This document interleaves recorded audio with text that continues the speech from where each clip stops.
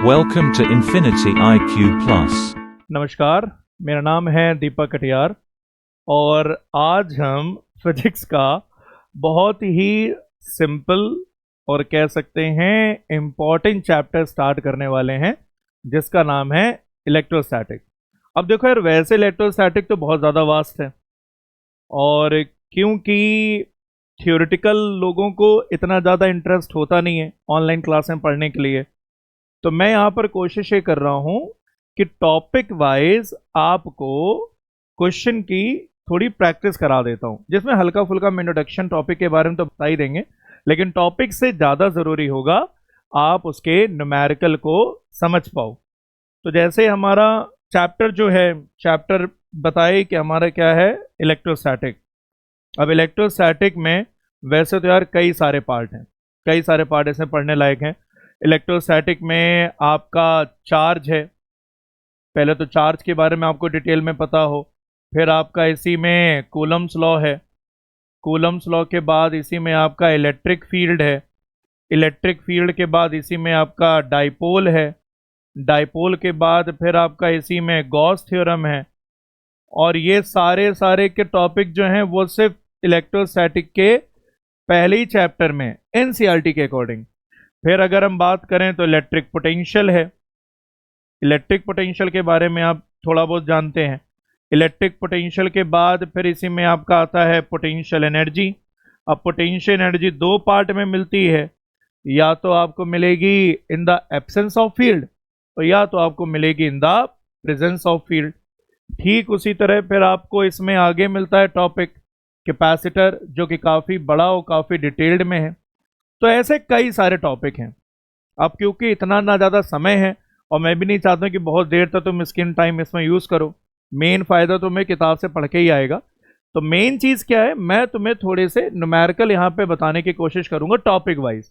अब आज जो हम न्यूमेरिकल डिस्कस करेंगे वो हम न्यूमेरिकल डिस्कस करेंगे मेनली चार्ज के। तो चार्ज के न्यूमेरिकल डिस्कस करने से पहले तुम्हें इसका आइडिया होना ज़रूरी है कि उसमें क्या क्या कंटेंट हैं, किस किस टाइप के न्यूमेरिकल उसमें फ्रेम हो सकते हैं, किस किस टाइप के क्वेश्चन फ्रेम हो सकते हैं।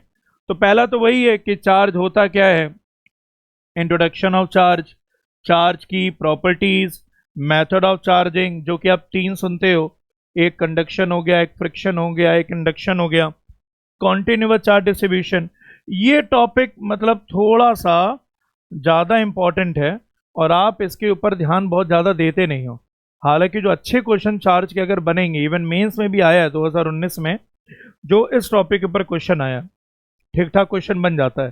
तो आपको इन टॉपिक के ऊपर थोड़ा सा डिस्कशन करना होगा और समझना होगा कि आखिर इसमें हम काम किस तरीके से करेंगे। तो हम लोग न्यूमेरिकल स्टार्ट करें इससे पहले हल्का फुल्का थोड़ा सा मैं आपको इसके टॉपिक के बारे में थोड़ा सा ब्रीफ इंट्रो दे देता हूँ, हल्का सा ब्रीफ इंट्रो दे देता हूँ, फिर हम न्यूमेरिकल पे आते हैं धीरे धीरे। तो जैसे अगर मैं आपसे बात करता हूँ चार्ज की, तो आपको पता है चार्ज क्या होता है। अच्छा, जब मैं क्लास में पूछता हूँ कि चार्ज बताइए क्या होता है, तो कोई कहता है सर पॉजिटिव, सर नेगेटिव। तो अगर पॉजिटिव नेगेटिव बोल रहे हो तो प्यारे ये टाइप हो गए। कोई कहता सर इलेक्ट्रॉन, कोई कहता प्रोटॉन, कुछ तो अनुमान है, वो कहते न्यूट्रॉन। तो भाई ऐसे दिमाग के गरीब लोगों के लिए मैं कुछ कर नहीं सकता, लेकिन जो लोग बोलते हैं कि भैया चार्ज पॉजिटिव होता है और चार्ज नेगेटिव होता है, तो उनको हम ये बता दें कि ये चार्ज नहीं, उसके क्या हैं, टाइप हैं। तो क्वेश्चन फिर वहीं पर आ गया कि भैया चार्ज आखिर है क्या, चार्ज आप किसे कहोगे। तो चार्ज को समझने के लिए एक छोटे से एग्जांपल से मैं डिस्कशन करता हूं, छोटे से एग्जांपल से बताने की कोशिश करूंगा। सपोज मान लो ये एक अभी एक पेन है, ठीक है, और इस समय इसके ऊपर किसी भी टाइप का कोई भी चार्ज नहीं है।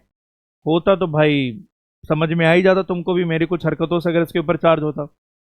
तो अभी तो चार्ज नहीं है। चार्ज अच्छा क्यों नहीं है इसके ऊपर, क्योंकि इसके अंदर जितने भी इलेक्ट्रॉन हैं या जितने भी प्रोटॉन हैं उन सभी की संख्या इस समय क्या है, सेम है।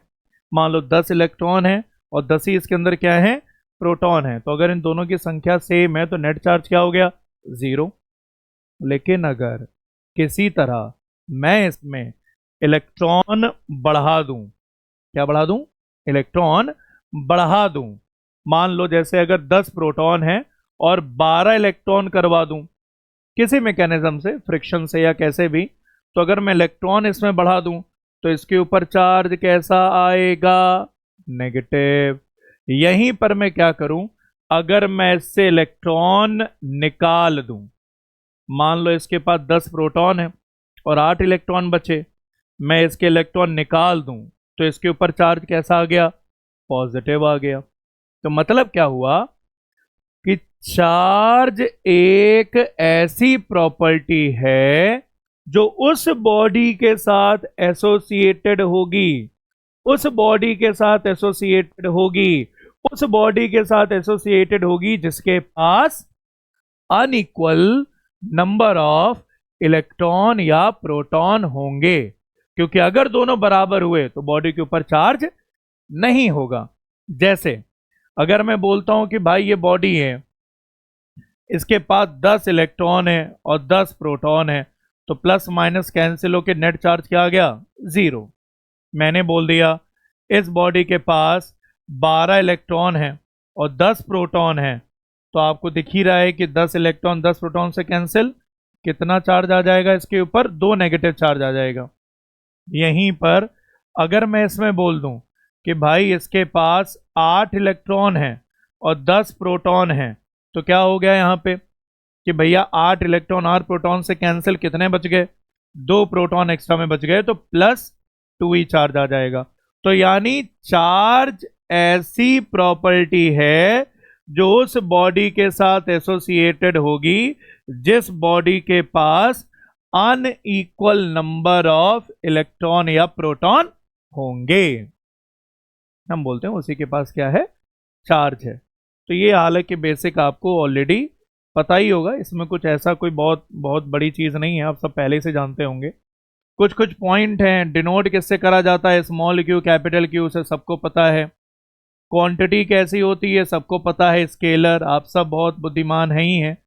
क्वांटिटी स्केलर है। एसआई यूनिट सबको पता है कि इसकी एसआई यूनिट नॉर्मल क्या होती है, कूलाम। और आपकी जो सीजीएस यूनिट होती है इसकी, वो क्या होती है, स्टैट कूलाम। हालांकि भी हम एसआई से मतलब रख रहे हैं। सबको पता है कि अपोजिट चार्ज हमेशा क्या होते हैं, अट्रैक्ट होते हैं। अपोजिट चार्ज हमेशा क्या करेंगे, हमेशा क्या करेंगे, अट्रैक्ट होंगे, हमेशा क्या करेंगे, अट्रैक्ट होंगे। लेकिन जब बात आती है सेम चार्ज की तो तुरंत उछल्ले मत लगना। मैक्सिमम केसेस में ऐसा जरूर होता है कि सेम चार्ज क्या करते हैं, रिपेल करते हैं। लेकिन कुछ केस ऐसे भी हैं जहां सेम चार्ज बॉडी होने के बावजूद वो अट्रैक्ट कर सकते हैं। ये तुम्हें इंडक्शन के बाद समझ में आ जाएगा। अभी फिलहाल तुम्हें ये ध्यान रखना है कि अपोजिट चार्ज हमेशा क्या करेंगे, अट्रैक्ट करेंगे। सेम चार्ज मैक्सिमम केसेस में तो रिपेल करते हैं, लेकिन कुछ केस ऐसे भी हैं प्यारे जिसमें वो क्या कर सकते हैं, अट्रैक्ट भी कर सकते हैं। तो उसे आप लोग थोड़ा ध्यान रखिएगा। तो ये हालांकि ब्रीफ इंट्रो था, क्योंकि मेन मैं न्यूमेरिकल पे आना चाहता हूं, इसलिए बहुत ज़्यादा हम इसके ऊपर डिस्कशन अभी नहीं कर रहे हैं। इन केस किसी को लगेगा कि डिटेल में सर पढ़ना है तो आप लोग बता दीजिएगा, एक क्लास उसकी कोई अरेंज करा दी जाएगी। तो हम सीधे इसमें न्यूमेरिकल पे ही आते हैं कि न्यूमेरिकल इसमें आप आखिर कैसे बनाओगे। तो न्यूमेरिकल बनाने के लिए सबसे पहले आपको एक दो फॉर्मूले थोड़े मैं याद दिला दूं। आप लोग को जो फॉर्मूले पता होंगे शायद, कि भाई प्रॉपर्टी में एक प्रॉपर्टी होती है आपके चार्ज की, क्वांटाइजेशन। क्योंकि इसमें न्यूमेरिकल जो बनता है वो इस प्रॉपर्टी के ऊपर फ्रेम होता है, क्वांटाइजेशन ऑफ चार्ज। यार देखो, वैसे तो क्वांटाइजेशन टॉपिक अपने आप में 5 से 10 मिनट का है ऑलरेडी, क्योंकि क्वांटाइजेशन में ये पूछा जाता है कभी कभार कि क्वांटाइजेशन क्यों माइक्रोस्कोपिक पे एप्लीकेबल है, मैक्रो पे नहीं है। या क्वांटाइजेशन को कॉन्टिन्यूअस क्यों नहीं बोल रहे हैं, इसके ऊपर एक अलग सीन है, लेकिन अभी टाइम इतना है नहीं तो मैं उसके ऊपर अभी नहीं जा रहा हूं। अभी मैं सीधे फॉर्मूले पे आता हूं। आप सभी को पता है कि अगर बॉडी के ऊपर चार्ज आना है तो क्या आएगा, अनइक्वल नंबर ऑफ इलेक्ट्रॉन या प्रोटॉन। और अगर अनइक्वल होना ही है, इलेक्ट्रॉन फ्रैक्शन में हो नहीं सकता, तो हमेशा चार्ज किस में आएगा, इंटीग्रल मल्टीपल में तो आएगा भाई। तो यानी क्या लिखेंगे हम, charge on a body is always equal to plus minus N E. ये हालांकि सबको पता है, इसमें बहुत बड़ी कोई चीज नहीं है। प्लस इसलिए कि अगर पॉजिटिव आया, माइनस इसलिए ताकि नेगेटिव आया। एन यहां पे तुम्हारे क्या कहलाएंगे, नंबर ऑफ इलेक्ट्रॉन। एन यहां पे कहलाते हैं नंबर ऑफ इलेक्ट्रॉन। और ई की वैल्यू आपको बखूबी पता है, वो क्या होती है, 1.6 10⁻⁻19 कूलम। ये बात आप बड़ी आसानी से समझते हो, इसमें कोई बहुत बड़ा रॉकेट साइंस नहीं है, बड़ा सिंपल टॉपिक है ये। तो क्वांटाइजेशन ऑफ चार्ज आप सभी को क्लियर है, कैसे कैसे इसमें करते हो। तो इसके जो मेन क्वेश्चन है उन पर हम आते हैं फटाफट, कि आप इसमें कैसे क्वेश्चन करके देखो, कैसे नहीं देखोगे। तो जैसे मान लो हमने ये थर्ड क्वेश्चन आपको दिया, पहले के एक दो क्वेश्चन बड़े सिंपल से हैं, मतलब डायरेक्ट हैं प्रॉपर्टीज के ऊपर, तो उसमें आप टाइम लगा कोई फायदा नहीं है। ध्यान से अगर देखो आप, सिंपल क्वेश्चन लिखा हुआ है कि अगर 10⁻19 इलेक्ट्रॉन रिमूव हुए किसी न्यूट्रल मेटल प्लेट से तो इलेक्ट्रिक चार्ज कितना आएगा। क्या कॉमेडी टाइप क्वेश्चन है। तो भाई आपको बखूबी पता है नंबर ऑफ इलेक्ट्रॉन कितने निकले हैं, 10⁻19। एन आ गया 10⁻19 निकले हैं, तो चार्ज कैसा आया होगा, पॉजिटिव। क्यू का फॉर्मूला पता है एन ई, ये आ गया 10⁻19, ई होता है 1.6 10⁻⁻19। तो मेरे प्यारे बंधुओं आपको दिख रहा होगा 1.6 10 क्या आएगा, 10। तो भाई कोई इसमें, अच्छा एक मिनट, 19 है यार, 19 है तो पूरा ही निपट गया। तो वैल्यू सिर्फ कितनी आ गई आपकी, सिर्फ और सिर्फ 1.6 कूलम। बेहद वाहियात क्वेश्चन, आपका आंसर क्या आ गया, 1.6। या देना इसलिए पड़ा है, सिंपल चीज़ें कि कुछ ऐसे बच्चे भी होते हैं जो डर जाते हैं फॉर्मूले को लेके अप्लाई करने के लिए, इसलिए बताया गया। हालांकि ये सब चीज़ें आपको बड़ी आसानी से पता ही होंगी। अगला क्वेश्चन देखें, अगले में लिखा है कि कोई बॉडी है जिसके पास चार्ज है इतना, कितना, -2 माइक्रोकूलम, और इट हैज इतने क्या दिए इसके, proton. Then how many electrons the body has. तो भाई इसमें कोई दिक्कत तो होनी नहीं चाहिए, कारण क्यों नहीं होना चाहिए, जिस बॉडी के पास इतने क्या है, नेगेटिव चार्ज है, क्या है इतना, नेगेटिव चार्ज है, तो तुम इस नेगेटिव चार्ज से क्या निकाल सकते हो, नंबर ऑफ इलेक्ट्रॉन। तो प्यारे लाल क्या आएगा फॉर्मूला बताओ, Q बराबर माइनस का एन ई, माइनस साइन रखेंगे तो क्या लिखोगे, -2 इंटू 10⁻⁻6 माइनस एन। ई की वैल्यू क्या आ गई, 1.6 10⁻⁻19।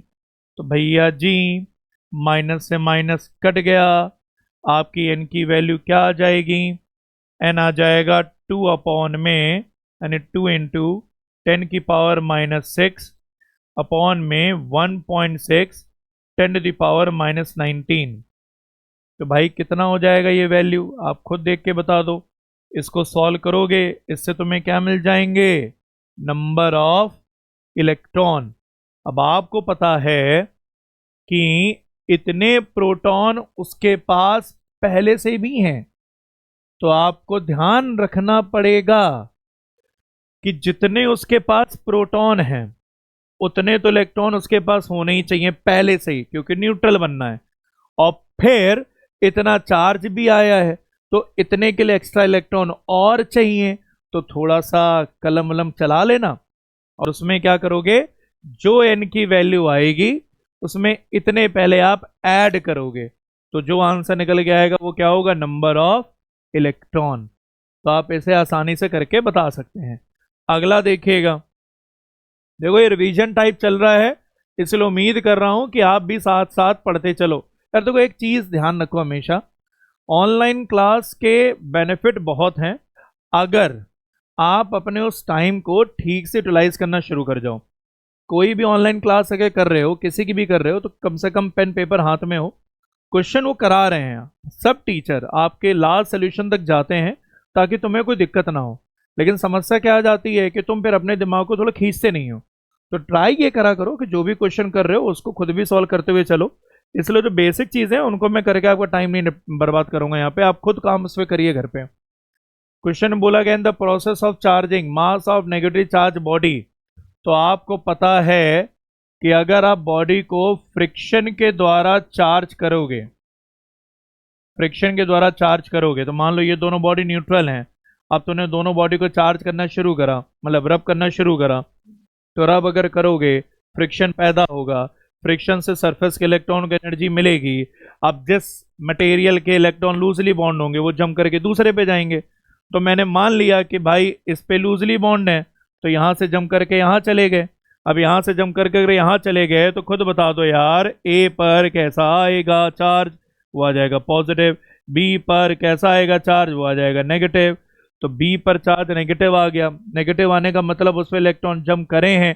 इलेक्ट्रॉन का मास होता है 9.1 10 की पावर -31 kg। तो अगर इलेक्ट्रॉन वहां पहुंचे होंगे तो मास भी वहां का बड़ा होगा। आप ये बात समझ सकते हो। तो यानी कि अगर mass of negative charge body slightly सही, लेकिन आपको पता है उसके साथ क्या होगा। अगला देखिएगा, अगला है 10 की power 9 electron move out body पे to another body in every second. हर एक सेकेंड में इतने इलेक्ट्रॉन जम कर रहे हैं दूसरी बॉडी पे। तो पूछा गया है कितना समय लगेगा टोटल 1 कूलम चार्ज को बॉडी को जाने के। ये एनसीईआरटी का दूसरा सॉल्ट एग्जाम्पल है। आपको सबको पता है कि भाई 1 कूलम में कितने इलेक्ट्रॉन होते हैं। 1 कूलम में इलेक्ट्रॉन आपको पता है 6.25 इंटू 10 की पावर 18 इलेक्ट्रॉन होते हैं। तो नॉर्मल यूनिटरी मेथड है प्यारे। क्या है वो कि 10 की पावर 9 को ट्रांसफर होने में कितना समय लगा, सिर्फ 1 सेकेंड। तो इतने को ट्रांसफर होने में कितना समय लगेगा, 1/10 की पावर 9 6.25 इंटू 10 की पावर 18। देखो भाई तुमसे क्षमा चाहूंगा, मैं ऑनलाइन का टीचर हूं नहीं, तो मेरे थोड़ा ये ज़्यादा चीज़ें ऐसी आती नहीं है। ये मुझे सिर्फ इसलिए बताना पड़ रहा है ताकि बहुत से लोगों की कॉमन समस्या रहती है एग्ज़ाम टाइम पे टॉपिक को रिवाइज करने की। अब टॉपिक का रिवीजन मैं हमेशा सजेस्ट करता हूं कि कभी भी थ्योरेटिकली मत रिवाइज करो, उससे कोई फ़ायदा निकलता है नहीं है। और वैसे भी जो फिजिक्स का पेपर आता है, चाहे आप मेंस ले लो, नीट ले लो, एडवांस ले लो, इवन अब तो सीबीएसई का पेपर भी इतना सीधा नहीं आता। तो आप जब भी कोई टॉपिक का रिवीजन करो तो मैक्सिमम 5 से 6 मिनट में रफली देख लो थ्योरी, उसके बाद उसका रिवीजन मेनली न्यूमेरिकल से ही करो।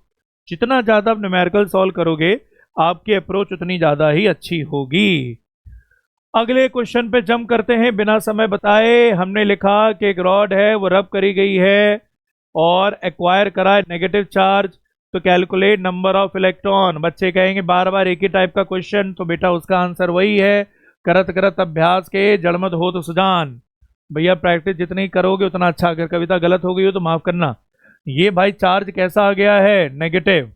अगर नेगेटिव चार्ज दिया है तो नंबर ऑफ इलेक्ट्रॉन ट्रांसफर निकालना आसान है। काहे, क्यू बराबर रखोगे एनी, तो माइनस आ गया 8 10 की पावर -6, एन रखा, ई है 1.6 10 की पावर -19।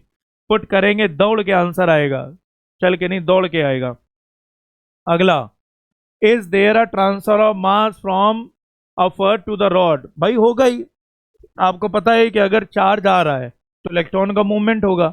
अब वो बात अलग है कि मास बहुत कम होगा, क्योंकि एक इलेक्ट्रॉन का मास होता ही कितना है, तो थोड़ा बहुत ही सही लेकिन हल्का फुल्का चेंज आएगा। अगले क्वेश्चन पे आते हैं। भैया आ गए, how much positive and negative charge is there in 180 gram of water. अब ये 180 ग्राम यहाँ लिखा है, हालांकि एनसीईआरटी में इसका जो क्वेश्चन है उन्होंने इसमें 1 कप ऑफ वाटर लिखा है और उसका मास आइडियली माना है 25 ग्राम। तो कोई दिक्कत नहीं है। अगेन क्वांटाइजेशन पर आते हैं। Q बराबर क्या होता है प्यारे लाल, एन ई की वैल्यू होती है 1.6 10 की पावर -19। अब यहां पर हमें क्या लेना है, एन। एन क्या थे, नंबर ऑफ इलेक्ट्रॉन या प्रोटॉन। तो इतनी कोई बिग डील वाली बात तो है नहीं। इतना तो मुझे भरोसा है कि तुम इतने सब तुम टैलेंटेड हो ही हो। तुम सबको पता है कि यहाँ लिखा है पानी, और पानी का जो एक मॉलिक्यूल है, ध्यान देना यार, ये मोल ना बड़ा कमबख्त टॉपिक है, तो मैं हमेशा कंफ्यूज में ही रखता है कि जब भी ग्राम मोल आ जाते एक ही जैसे सब लगते हैं, तो ज़्यादा इसको बहुत ज़्यादा भाव मत दो, इतना भाव वाला टॉपिक है नहीं, ये नॉर्मल है, पेयर के नाम है, बस चल रहे हैं। वाटर का जो एक मॉलिक्यूल है, उसमें अगर तुम देखोगे एक मॉलिक्यूल में हाइड्रोजन से कितने मिलेंगे, 2, ऑक्सीजन से कितने मिलेंगे, 8, तो कितने आ गए, 10। 10 क्या आ गए, 10 आ गए इलेक्ट्रॉन। क्या आ गए, इलेक्ट्रॉन। 10 इलेक्ट्रॉन आ गए। अब 10 इलेक्ट्रॉन मिल गए, लेकिन 10 इलेक्ट्रॉन कितने में आए हैं, ये बेटा सिर्फ और सिर्फ एक मॉलिक्यूल में आए हैं। तो मेरे पास मॉलिक्यूल है क्या, नहीं दिए, मैंने ग्राम दे रखा है, तो कौन से बिग डील है। इतनी तो केमिस्ट्री तुम अच्छे से समझते ही हो। तुमको पता है कि गुरुजी हम बहुत आसानी जानते हैं, देखो नंबर ऑफ मोल क्या आता है, गिवन मास अपॉन में मोलर मास, है ना। मोलर मास कितना हो गया, 18, और नंबर ऑफ मॉलिक्यूल अपॉन में हमें बता सकते हैं आसानी से, नंबर ऑफ मॉलिक्यूल अपॉन, ये मॉलिक्यूल लिख रहा हूँ, थोड़ी इधर चली गई, number of molecule upon Avogadro number.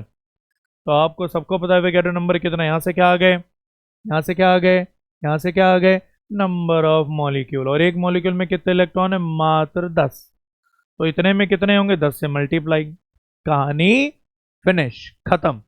आगे बढ़ेंगे, अगले क्वेश्चन पे आए। अगले क्वेश्चन में लिखा है 3 small identical ball have charge ये they brought in contact and separated, find the charge on each ball. अब देखो यार, तुम्हें पता है मेथड ऑफ चार्जिंग में कंडक्शन प्रोसेस होता था। अब कंडक्शन प्रोसेस दो तरीके से चलता है, एक आइडेंटिकल बॉडीज के लिए और एक नॉन आइडेंटिकल बॉडीज के लिए। नॉन आइडेंटिकल बॉडी में थोड़ा कैपेसिटी का लॉजिक लग जाता है, लेकिन आइडेंटिकल बॉडी में ज़्यादा कुछ करना नहीं होता। आपको पता ही है कि अगर बॉडी का शेप और साइज सेम है और उनको आपस में कांटेक्ट में लाया जा रहा है एक साथ, तो जैसे मान लो ये तीनों बॉडी कांटेक्ट में आ जाए, तीनों आपस में कांटेक्ट में, ये Q1 है, ये Q2 है, ये Q3 है, तो तुम आसानी से कहते हो सर ये कौन सा बहुत बड़ी बात है, Q1 plus Q2 plus Q3 bye 3, खत्म, निपटा दिया, निपट गया क्वेश्चन। कोई समस्या, कोई परेशानी, कोई संकट है जी, हाँ, तो यहां तक तो कोई दिक्कत अभी है नहीं किसी को। अब आगे बढ़ें, अगले पार्ट पे आते हैं, अगले पार्ट पे आएंगे, क्या दिक्कत। अच्छा हाँ, ये क्वेश्चन अलग कब होता, मैं कहता कि ए और बी अलग कांटेक्ट में आ गए, फिर आपने किसी एक को दूसरे से कांटेक्ट में किया, तो वो आप लोग को पता ही है कि भाई पहले 2 का एवरेज निकलेगा, फिर जो आंसर आएगा वो 30 से सॉल्व होगा। फिर भी किसी को लगता है कि यार ये सब टॉपिक चाहिए दोबारा, तो आप बता देना, उसकी कोई लाइव क्लास लगा दी जाएगी। अभी तो मैं ये समझ के चल रहा हूँ कि भैया अब इलेक्ट्रॉन शॉर्टेज और एक्सेस पूछा है, यार इसमें कौन सी बड़ी बात आ गई।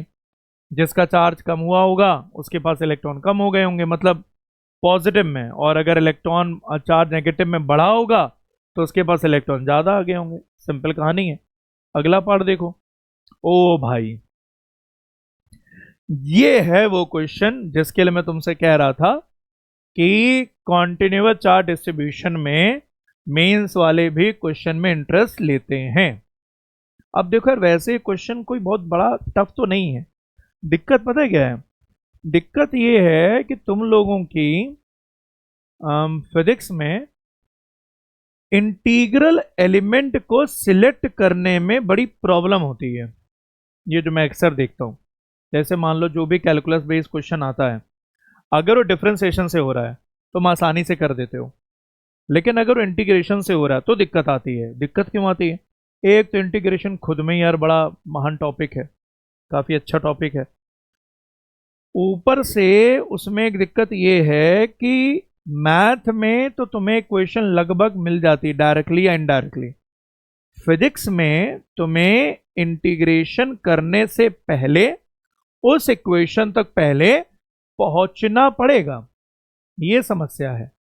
अब यार ये इतने कम टाइम में पूरा बताना तो मुश्किल है, हालांकि इस क्वेश्चन के ऊपर डिस्कशन हम करेंगे, मैं चाहता हूं एक बार तुम लोग खुद करो, अगर होता है तो ठीक है, नहीं तो फिर मैं एक वीडियो इसका अलग से बनाऊंगा, क्योंकि इसमें टाइम थोड़ा सा लगेगा, ज़्यादा नहीं, थोड़ा सा लगेगा। कारण ये है, तो मैं पहले कॉन्टिन्यूस चार्ज डिस्ट्रीब्यूशन के बारे में हल्का सा बता दूं। तुम्हें कॉन्टिन्यूस चार्ज डिस्ट्रीब्यूशन के बारे में शायद याद हो, कॉन्टिन्यूस चार्ज डिस्ट्रीब्यूशन में 3 तरीके से चार्ज डिस्ट्रीब्यूट होता है। 3 तरीके से डिस्ट्रीब्यूट होता है। एक होता है तुम्हारा लीनियर चार्ज डिस्ट्रीब्यूशन, एक होता है तुम्हारा सरफेस चार्ज डिस्ट्रीब्यूशन, मैं सिर्फ वर्ड एक एक लिख रहा हूँ, लीनियर चार्ज डिस्ट्रीब्यूशन, एक होता है सरफेस चार्ज डिस्ट्रीब्यूशन, और एक होता है volume charge distribution. Linear charge distribution में फॉर्मूला लिखते हो lambda is equal to Q by L. अब लेमडा अगर यूनिफॉर्म है, अगर लेमडा आपका यूनिफॉर्म है, वेरी नहीं कर रहा है, तो यार क्यू का फॉर्मूला सीधा आ जाता है लेमडा एल। लेकिन अगर लेमडा यूनिफॉर्म नहीं हुआ, if lambda is not uniform, अगर लेमडा यूनिफॉर्म नहीं हुआ तो D Q is equal to क्या आएगा फिर, लेमडा डी एक्स। और क्यू के लिए क्या करोगे आप, इसको इंटीग्रेट। अब वो समय देखना पड़ेगा कहां से कहां तक करना है, लिमिट कैसे कैसे दी गई है। ऐसे ही सरफेस वाले में आपको पता है कि सिग्मा इज इक्वल टू क्या होता है, क्यू बाई है। तो क्यू बराबर क्या लिखते हो आप इसमें, सिग्मा है। अब अगर सिग्मा यूनिफॉर्म है तो ये है, नहीं तो फिर क्या लिखोगे आप, D Q is equal to sigma into D S. और क्यू निकालने के लिए पूरे को क्या करना पड़ेगा, इंटीग्रेशन। ऐसे यहाँ पे आपको पता है रो इज इक्वल टू क्या होता है, क्यू बाई वी। तो क्यू बराबर क्या आ जाएगा, रो इंटू वी। इसमें भी अगर रो यूनिफॉर्म नहीं नॉन यूनिफॉर्म है तो D Q is equal to क्या लिखोगे आप, रो इंटू डी वी। और फिर क्यू निकालने के लिए पूरे को क्या कर दोगे आप, इंटीग्रेट रो डी वी को। तो ये पार्ट आप इसमें कर सकते हो। इंटीग्रेशन लिमिट आपको पता है कि यहाँ पे जाएंगे अलग अलग तरीके से। अब मुद्दा यहाँ पर ये आता है कि हम इंटीग्रेशन लिमिट इंटीग्रल एलिमेंट लेते कैसे हैं। देखो वैसे तो इसका कोई एक फिक्स मेथड नहीं है कि आपको यही लेना है, डिपेंडिंग ऑन रिक्वायरमेंट। फिर लिमिट किसकी किसकी तुम पता कर सकते हो, उसके हिसाब से इंटीग्रेशन लिया जाता है। कुछ कुछ छोटे छोटे सेट है जिससे तुम काम कर सकते हो। बस ध्यान एक चीज का रखना, तुम इंटीग्रेशन सिर्फ एक वेरिएबल के रिस्पेक्ट में करते हो। तो जब भी इंटीग्रल एलिमेंट लेना, भले वो 1D हो, 2D हो, 3D हो, कोई भी स्ट्रक्चर हो, तो उसमें ये जरूर इंश्योर कर लेना कि जो भी तुम इंटीग्रल एलिमेंट ले रहे हो, उस इंटीग्रल एलिमेंट की सिर्फ वेरिएबल एक हो जिसके ऊपर तुम लिमिट पुट कर सको। अब मैं क्या ये बात कर रहा हूं, इसको एक छोटे एग्जाम्पल से मैं समझाता हूं। सपोज मान लो मेरे पास कोई रिंग है, ठीक है, रिंग है, और मुझे इसके ऊपर एक एलिमेंट्री एलिमेंट लेना है।